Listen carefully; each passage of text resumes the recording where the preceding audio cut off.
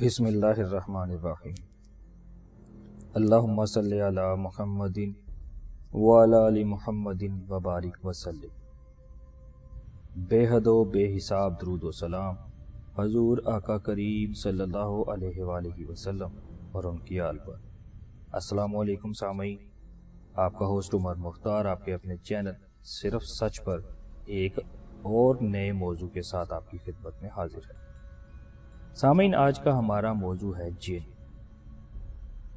جن اللہ تعالیٰ کی کون سی مخلوق ہے؟ اس کو اللہ تعالیٰ نے کب پیدا کیا؟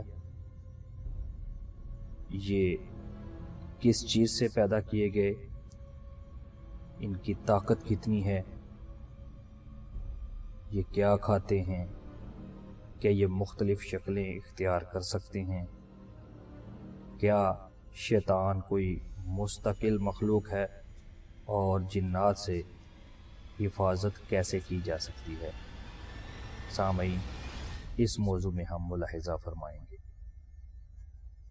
تحریر و تحقیق جناب محمد خالد جزبی صاحب۔ سامعین، موضوع کی طرف بڑھنے سے پہلے اگر ابھی تک آپ نے ہمارا چینل سبسکرائب نہیں کیا تو ہمارے چینل کو ضرور سبسکرائب کریں اور ساتھ دیے گئے بیل کے آئیکن پر ضرور کلک کریں تاکہ آپ کو آنے والی ہماری ہر نئی ویڈیو ایک خود کار سسٹم کے ذریعے آپ کے نوٹیفیکیشن میں مل سکے اور آپ اسے وہاں سے کلک کر کے اپنی پاک اور معطر سماعتوں کا حصہ بنا سکیں۔ سامعین، قرآن و حدیث کی روشنی میں پوری امت مسلمہ کا اتفاق ہے کہ انسانوں کی طرح جن بھی اللہ تعالیٰ کی ایک مخلوق ہے۔ عمومی طور پر شیاطین جنات کی نسل سے ہوتے ہیں، اس لیے متعدد جگہوں پر شیاطین کا لفظ استعمال ہوتا ہے اور وہاں جنات مراد ہوتے ہیں۔ چنانچہ اللہ کریم نے قرآن حکیم میں 20 سے زیادہ مقامات پر جنات کا تذکرہ کیا ہے۔ ایک سورت الجن کے نام سے بھی قرآن کریم میں موجود ہے۔ سامعین، اس مختصر سی ویڈیو میں جنات سے متعلق تمام آیات کا ذکر کرنا ممکن نہیں ہے، تاہم چند آیات پیش خدمت ہیں۔ سامعین، اللہ کریم قرآن حکیم کی سورۃ الاحقاف آیت نمبر 29 میں کچھ یوں ارشاد فرماتا ہے۔ ترجمہ: اے پیغمبر، یاد کرو جب ہم نے جنات میں سے ایک گروہ کو تمہاری طرف متوجہ کیا کہ وہ قرآن سنیں۔ اسی طرح اللہ کریم سورۃ الانعام آیت نمبر 130 میں کچھ یوں ارشاد فرماتا ہے۔ ترجمہ: اے جنات اور انسانوں کے گروہ، کیا تمہارے پاس تم ہی میں سے پیغمبر نہیں آئے جو میری آیتیں تم کو پڑھ کر سناتے تھے اور تم کو اسی دن کا سامنا کرنے سے خبردار کرتے تھے جو آج تمہارے سامنے ہے۔ سامعین، اسی طرح اللہ کریم قرآن حکیم کی سورۃ الجن آیت نمبر 1 میں کچھ یوں ارشاد فرماتا ہے۔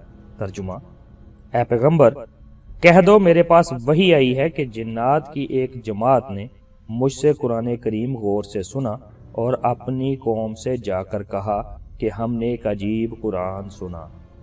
اسی طرح سورہ جن میں اللہ کریم کچھ یوں ارشاد فرماتا ہے۔ ترجمہ: اور یہ کہ انسانوں میں سے کچھ لوگ جنات کے کچھ لوگوں کی پناہ لیا کرتے تھے، اس طرح ان لوگوں نے جنات کو اور سر پر چڑھا دیا تھا۔ سامعین، تمام انس و جن کے حضور صلی اللہ علیہ وآلہ وسلم نے بھی اپنی تعلیمات میں اللہ کی مخلوق جن کا متعدد مرتبہ ذکر فرمایا ہے۔ چنانچہ چند احادیث ملاحظہ فرمائیں۔ مسلم شریف میں ہے، صحابی رسول حضرت عبداللہ بن مسعود رضی اللہ تعالیٰ عنہ فرماتے ہیں کہ ایک رات رسول اللہ صلی اللہ علیہ وآلہ وسلم ہم سے اچانک غائب ہو گئے۔ چنانچہ ہم انہیں وادیوں اور گھاٹیوں میں تلاش کرنے لگے اور آپس میں ہم نے کہا کہ شاید آپ کو اغوا کر لیا گیا ہے یا قتل کر دیا گیا ہے۔ ہماری وہ رات انتہائی پریشانی کے عالم میں گزری۔ صبح ہوئی تو ہم نے آپ صلی اللہ علیہ وآلہ وسلم کو غار ہرا کی جانب سے آتے ہوئے دیکھا۔ ہم نے آپ کو بتایا کہ رات آپ اچانک ہم سے غائب ہو گئے تھے۔ ہم نے آپ کو بہت تلاش کیا لیکن آپ کے نہ ملنے پر رات بھر پریشان رہے۔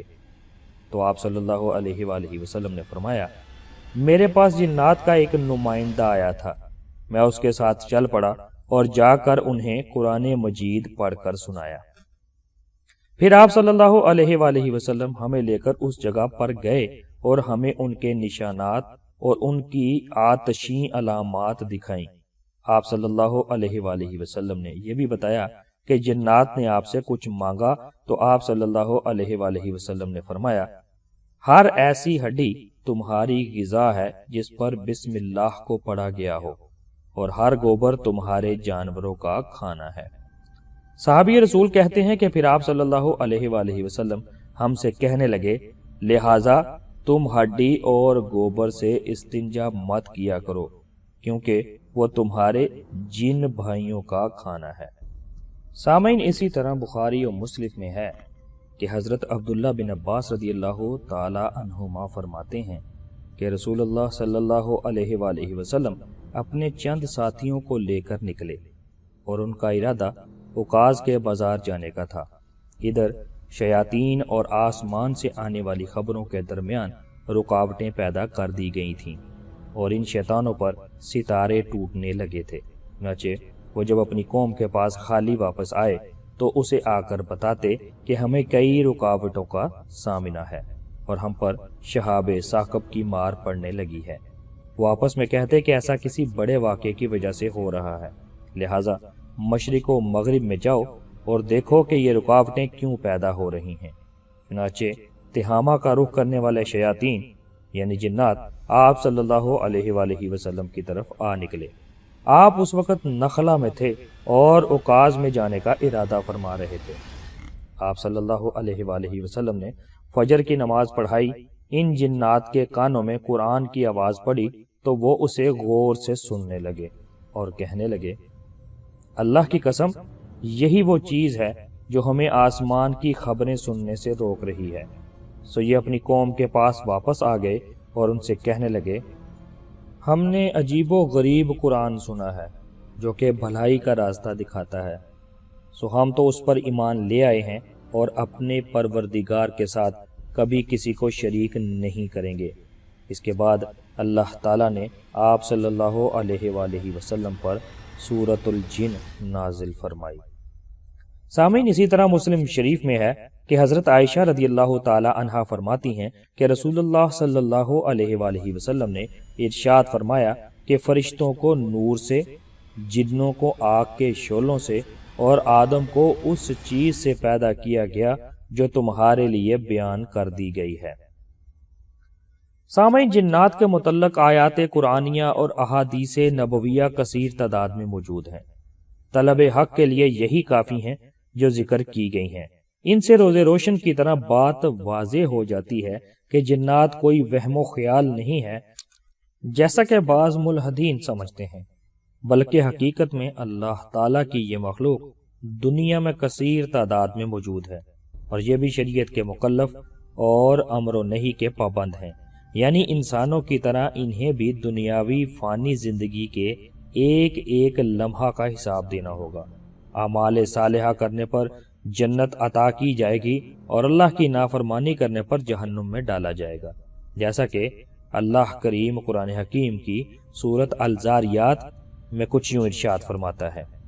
ترجمہ: میں نے جنات اور انسانوں کو اس کے سوا کسی اور کام کے لیے پیدا نہیں کیا کہ وہ میری عبادت کریں۔ سامعین، جنات کے وجود کو تسلیم کرنے کی ایک دلیل یہ بھی ہے کہ انبیاء کرام سے جنات کے متواتر واقعات منقول ہیں۔ قرآن و حدیث میں وضاحت کی وجہ سے آج تک کسی بھی مسلم جماعت نے جنات کے وجود سے انکار نہیں کیا ہے۔ یہود و نصارہ بھی جنات کے متعلق ویسا ہی عقیدہ رکھتے ہیں جس طرح قرآن و حدیث کی روشنی میں مسلمانوں کا عقیدہ ہے کہ جنات زندہ اور عقل و فہم رکھنے والی مخلوق ہے۔ وہ جو بھی کام کرتی ہے اپنے ارادے سے کرتی ہے۔ جن انسانوں کی طرح کھاتے پیتے ہیں، البتہ ان کے کھانے پینے کی چیزیں مختلف ہیں۔ شادیاں بھی کرتے ہیں اور ان کی اولاد بھی پیدا ہوتی ہے۔ انسانوں کی طرح ان میں بھی اچھے اور برے لوگ ہوتے ہیں، البتہ ان کی عمریں انسانوں سے بہت زیادہ ہوتی ہیں۔ ہر چند جنات ہمیں نظر نہیں آتے، لیکن ہمارے نبی کے فرمان کے مطابق بعض جانوروں کو نظر بھی آتے ہیں۔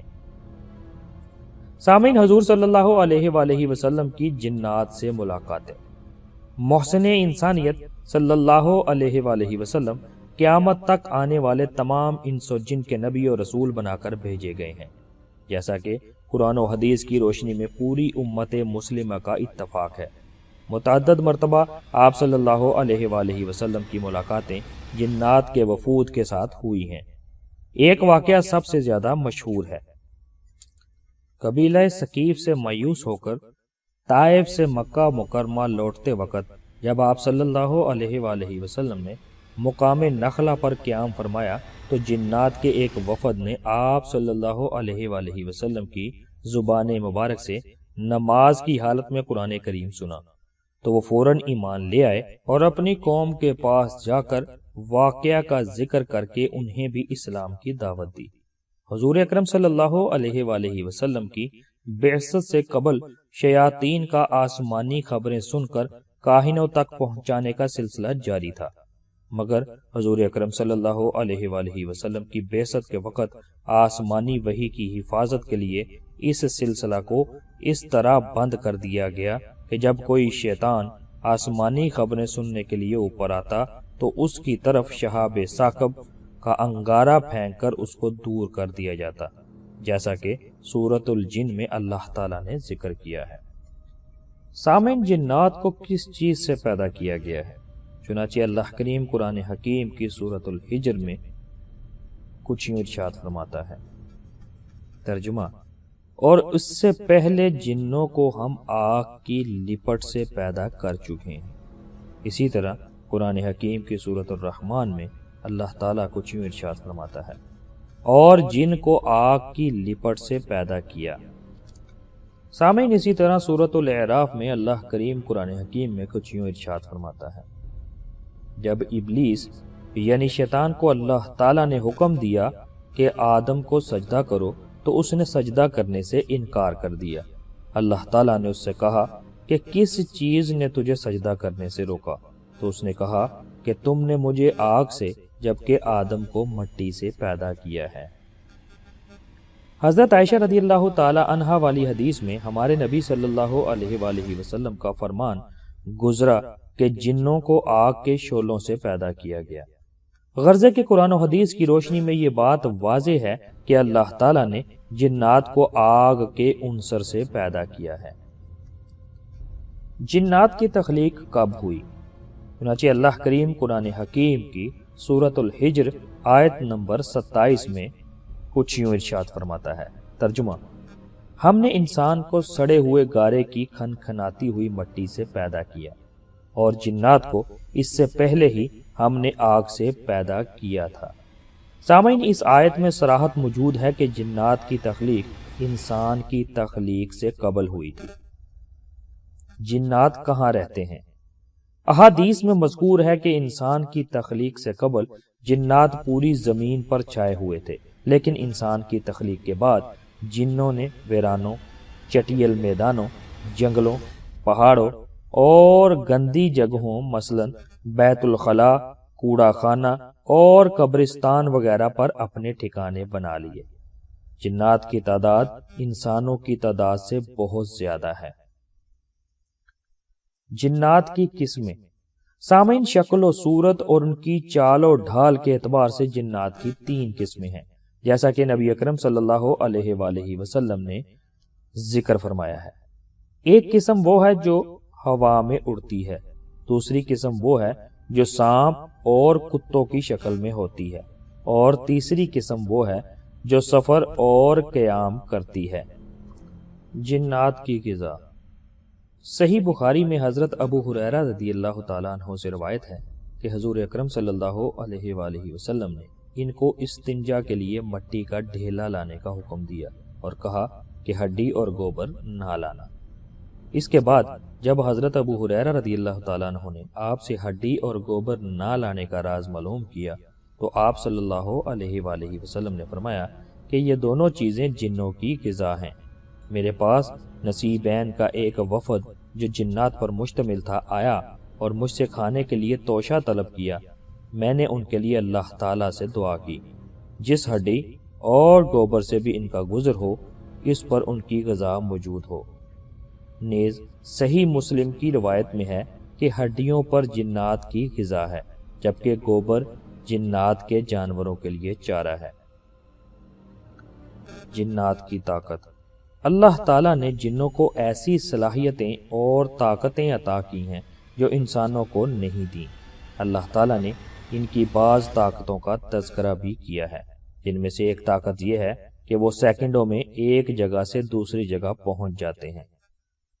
حضرت سلیمان علیہ السلام کو جنوں میں سے عفریت نے کہا کہ وہ ملک یمن کی ملکہ کا تخت بیت المقدس میں صرف اتنی دیر میں لا سکتا ہے کہ ایک بیٹھا ہوا انسان کھڑا ہو جائے۔ وہیں دوسرا جس کے پاس کتاب کا علم تھا بول پڑا کہ میں آپ کے پلک جھپکنے سے پہلے اسے لائے دیتا ہوں، جیسا کہ اللہ تعالیٰ نے سورۃ النمل میں ارشاد فرمایا ہے۔ یقیناً اللہ تعالیٰ نے جنات کو خصوصی طاقت دی ہے، لیکن اس کے باوجود انسان ہی جنات پر حاوی ہے۔ چنانچہ سورۃ الناس میں اگرچہ شیطان کے وسوسہ ڈالنے کا ذکر آیا ہے، لیکن اللہ تعالیٰ کی پناہ مانگنے کی تلقین کر کے یہ بھی واضح فرما دیا گیا ہے کہ اللہ تعالیٰ کی پناہ مانگنے اور اس کا ذکر کرنے سے وہ پیچھے ہٹ جاتا ہے۔ نیز سورۃ النساء میں فرمایا گیا ہے کہ اس کی چالیں کمزور ہیں اور اس میں اتنی طاقت نہیں ہے کہ وہ انسان کو گناہ پر مجبور کر سکے۔ سورۃ ابراہیم میں خود شیطان کا یہ اعتراف اللہ تعالیٰ نے نقل فرمایا ہے کہ مجھے انسانوں پر کوئی اقتدار حاصل نہیں۔ یہ تو انسان کی ایک آزمائش ہے کہ وہ انسان کو بہکانے کی کوشش کرتا ہے، لیکن جو بندہ اس کے بہکانے میں آنے سے انکار کرے، اللہ تعالیٰ کی پناہ مانگ لے، تو شیطان اس کا کچھ بھی نہیں بگاڑ سکتا ہے۔ سامعین، کیا شیطان کوئی مستقل مخلوق ہے؟ انسان، جنات اور فرشتوں کی طرح شیطان کوئی مستقل مخلوق نہیں ہے، بلکہ شیطان انسانوں اور جنات میں سے اللہ کے نافرمان بندے ہوتے ہیں، جو خود گمراہ ہونے کے ساتھ دوسروں کو بھی گمراہ کرتے ہیں۔ شیطانوں کا سردار ابلیس جن میں سے ہے، جیسا کہ فرمان الہی ہے، الا ابلیس کان من الجن، سورۃ الکہف آیت نمبر 50۔ اسی طرح اللہ کریم سورۃ الانعام آیت نمبر 112 میں کچھ یوں ارشاد فرماتا ہے۔ ترجمہ: اور جس طرح یہ لوگ ہمارے نبی سے دشمنی کر رہے ہیں، اسی طرح ہم نے ہر پچھلے نبی کے لیے کوئی نہ کوئی دشمن پیدا کیا تھا، یعنی انسانوں اور جنات میں سے شیطان قسم کے لوگ، جو دھوکہ دینے کی خاطر ایک دوسرے کو بڑی چکنی چپڑی باتیں سکھاتے رہتے تھے، اور اگر اللہ تعالیٰ چاہتا تو وہ ایسا نہ کر سکتے، لہٰذا ان کو اپنی افتراء پردازیوں میں پڑا رہنے دو۔ سامعین، شیطان جو جنات میں سے ہوتے ہیں وہ نظر نہیں آتے اور دلوں میں وسوسہ ڈالتے ہیں، لیکن انسانوں میں سے جو شیطان ہوتے ہیں وہ نظر آتے ہیں، اور ان کی باتیں ایسی ہوتی ہیں کہ انہیں سن کر انسان کے دل میں طرح طرح کے برے خیالات اور وسوسے آ جاتے ہیں۔ اس لیے سورۃ الناس میں دونوں قسم کے وسوسہ ڈالنے والوں سے پناہ مانگی گئی ہے۔ سامعین، کیا جنات انسان کے جسم میں داخل ہو جاتے ہیں؟ قرآن و حدیث کی روشنی میں امت مسلمہ کا اتفاق ہے کہ اللہ تعالیٰ نے اس دنیاوی نظام کو چلانے کے لیے جنات سے انسانوں کی حفاظت کا انتظام کر رکھا ہے، اور انسان کے اشرف المخلوقات ہونے کی وجہ سے مجموعی طور پر انسان ہی جنات پر فوقیت رکھتے ہیں۔ مثلا شیر اور سانپ جیسے جانوروں سے انسان بہت زیادہ ڈرتا ہے، اور خطرناک جانور انسان کو کھا بھی جاتے ہیں، لیکن مجموعی طور پر انسان ہی تمام جانوروں حتیٰ کہ شیر اور سانپ جیسے خطرناک جانوروں پر حاوی ہے۔ لیکن بعض اوقات جن انسان کے جسم میں داخل ہو جاتا ہے، اگرچہ ایسے واقعات بہت کم ہوتے ہیں۔ اس زمانہ میں بعض لوگوں نے جنات کو اتارنے اور جادو کے توڑ کے لیے اپنی اپنی دکانیں کھول رکھی ہیں۔ ان میں سے بیشتر لوگ ڈھونگی ہوتے ہیں، نہ وہ جنات اتارنا جانتے ہیں اور نہ ہی ان کے قبضہ میں کوئی جن ہوتا ہے۔ یہ لوگ عوام، خاص کر خواتین کو بیوقوف بنا کر پیسہ ٹھگتے ہیں۔ سامعین، کیا جنات سے حفاظت ممکن ہے؟ جس دروازہ کو بسم اللہ کہہ کر بند کیا گیا ہو، اس کو جنات نہیں کھول سکتے۔ چنانچہ ابو داؤد شریف اور مسند احمد شریف میں حضور اکرم صلی اللہ علیہ وآلہ وسلم سے کچھ یوں ارشاد ہے: دروازے بند کرو اور بند کرتے وقت اللہ کا نام لو، شیطان ایسا دروازہ نہیں کھول سکتا جو اللہ کے نام پر بند کر دیا گیا ہو۔ اسی طرح بیت الخلاء میں داخل ہونے سے قبل دعا پڑھنے سے جنات سے حفاظت ہوتی ہے۔ حضور اکرم صلی اللہ علیہ وآلہ وسلم نے ارشاد فرمایا کہ یہ قضائے حاجت کی جگہیں بیت الخلاء ایسی ہیں جن میں شیاطین حاضر ہوتے ہیں، پس تم میں سے کوئی شخص قضائے حاجت کی جگہ یعنی بیت الخلاء داخل ہونے لگے تو یہ پڑھ لے: اللہم انی اعوذ بک من الخبث والخبائث۔ سامعین، جماعی کے وقت منہ پر ہاتھ رکھنے سے جنات سے حفاظت ہوتی ہے۔ چنانچہ حضور اکرم صلی اللہ علیہ وآلہ وسلم نے ارشاد فرمایا: اللہ تعالیٰ چھینک کو پسند کرتا ہے اور جماعی کو ناپسند کرتا ہے۔ تم میں سے جو کوئی چھینک کر الحمدللہ کہے تو سننے والے پر حق ہے یوں کہے: یرحمک اللہ، اللہ تعالیٰ تم پر رحم فرمائے۔ جماعی شیطان کی طرف سے ہے، تم میں سے جب کوئی جماعی لے تو حتی الامکان اسے روکے، کیونکہ تم میں کوئی جماعی کے وقت منہ کھول کر کہتا ہے ہاں تو اس سے شیطان خوش ہوتا ہے، یا تم میں سے کوئی جماعی لے تو اپنا ہاتھ منہ پر رکھ لیا کرے، کیونکہ شیطان جماعی کے ساتھ اندر گھس جاتا ہے۔ سامعین، تعوذ پڑھنے سے جنات سے حفاظت ہوتی ہے۔ حضور اکرم صلی اللہ علیہ وآلہ وسلم نے ارشاد فرمایا: جو شخص روزانہ 10 مرتبہ اعوذ باللہ من الشیطان الرجیم پڑھ لیا کرے، اللہ تعالیٰ اس پر ایک فرشتہ مقرر فرما دیتا ہے جو شیطان سے اس کی حفاظت کرتا ہے۔ اسی طرح سورۃ البقرہ پڑھنے سے جنات سے حفاظت ہوتی ہے۔ حضور اکرم صلی اللہ علیہ وآلہ وسلم نے ارشاد فرمایا: اپنے گھروں کو قبریں نہ بناؤ، جس گھر میں سورۃ البقرہ پڑھی جاتی ہے وہاں شیطان داخل نہیں ہوتا ہے۔ سامعین، آیت الکرسی پڑھنے سے جنات سے حفاظت ہوتی ہے۔ چنانچہ حضرت ابو ہریرہ رضی اللہ تعالیٰ عنہ سے روایت ہے کہ میں رمضان میں وصول کی گئی زکوٰۃ کے مال پر پہرا دے رہا تھا، ایک آنے والا آیا اور سمیٹ کر اپنی چادر میں جمع کرنے لگا۔ حضرت ابو ہریرہ رضی اللہ تعالیٰ عنہ نے اس کو ایسا کرنے سے بار بار منع فرمایا۔ اس آنے والے نے کہا کہ مجھے یہ کرنے دو، میں تجھے ایسے کلمات سکھاؤں گا کہ اگر تو رات کو بستر میں جا کر ان کو پڑھ لے گا تو اللہ تعالیٰ کی طرف سے تجھ پر حافظ مقرر ہوگا اور صبح تک شیطان تیرے قریب بھی نہ آ سکے گا، اور وہ آیت الکرسی ہے۔ جب حضرت ابو ہریرہ رضی اللہ تعالیٰ عنہ نے حضور اکرم صلی اللہ علیہ وآلہ وسلم کو یہ واقعہ سنایا تو آپ صلی اللہ علیہ وآلہ وسلم نے فرمایا کہ اس نے سچ کہا، مگر وہ خود جھوٹا ہے اور وہ شیطان ہے۔ اسی طرح کا واقعہ حضرت ابو ایوب انصاری رضی اللہ تعالیٰ عنہ اور حضرت ابی بن کعب رضی اللہ تعالیٰ عنہ کا بھی احادیث کی کتابوں میں مذکور ہے۔ غرض، آیت الکرسی کے ذریعے جنات و شیاطین سے حفاظت کے متعدد واقعات صحابہ کے درمیان پیش آئے۔ سامعین، معوذتین یعنی سورۃ الفلق اور سورۃ الناس کے پڑھنے سے جنات سے حفاظت ہوتی ہے۔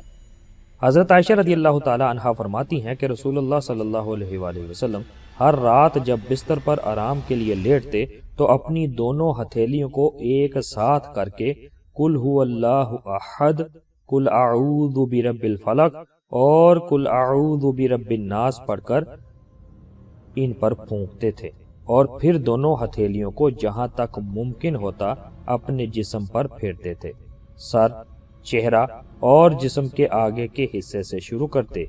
یہ عمل آپ 3 مرتبہ کرتے تھے۔ سامعین، حضرت عبداللہ بن خبیب رضی اللہ تعالیٰ عنہ سے روایت ہے کہ ایک رات میں بارش اور سخت اندھیرا تھا، ہم رسول اللہ صلی اللہ علیہ وآلہ وسلم کو تلاش کرنے کے لیے نکلے۔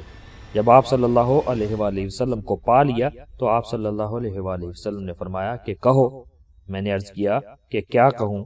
آپ صلی اللہ علیہ وآلہ وسلم نے فرمایا قل هو اللہ احد اور معوذتین پڑھو جب صبح اور شام ہو۔ 3 مرتبہ یہ پڑھنا تمہارے لیے ہر تکلیف سے امان ہوگا۔